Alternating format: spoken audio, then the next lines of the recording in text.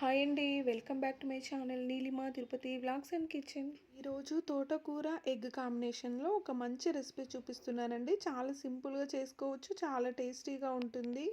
పిల్లలకి తోటకూర కర్రీ అంటే నచ్చదు కదండి. అయితే ఒకసారి ఈ విధంగా ట్రై చేయండి, వాళ్ళు ఇష్టంగా తింటారు.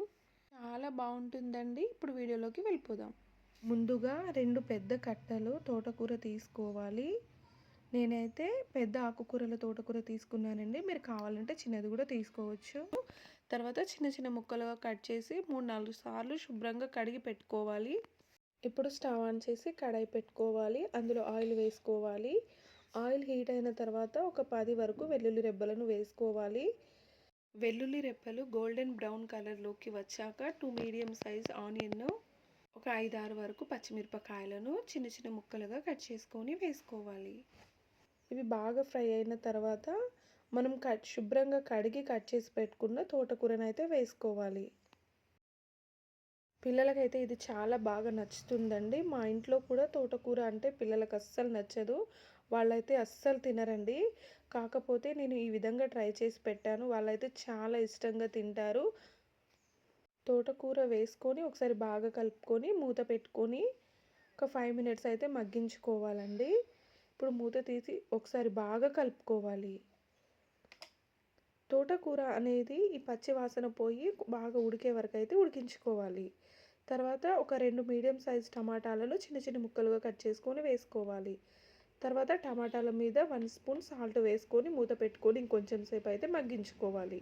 టమాటాల మీద సాల్ట్ వేయడం ద్వారా టమాటాలు అయితే త్వరగా సాఫ్ట్గా మగ్గిపోతాయండి. ఇప్పుడు ఒకసారి బాగా కలుపుకోవాలి. కలుపుకొని కొంచెం సేపు అయితే ఉడికించుకోవాలండి. ఇలా కొంచెం సేపు ఉడికించుకున్న తర్వాత అందులో 1 స్పూన్ పసుపు, 2 స్పూన్స్ కారం వేసుకోవాలండి. తర్వాత 1 స్పూన్ అల్లం వెల్లుల్లి పేస్ట్, 1 స్పూన్ ధనియాల పొడి వేసుకొని బాగా కలుపుకోవాలి. ఈ తోటకూర ఎగ్ ఫ్రై అనేది చపాతీలోకైనా రైస్లోకైనా చాలా బాగుంటుందండి. కలుపుకొని కొంచెం సేపు అయితే ఉడికించుకోవాలి మూత పెట్టుకొని. ఇప్పుడైతే మూత తీసి చూద్దాం.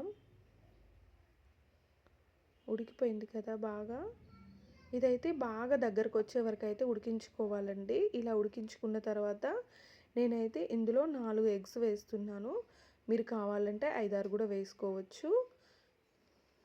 ఇది ఆప్షనల్ అండి. ఎన్ని కావాలంటే అన్ని వేసుకోవచ్చు.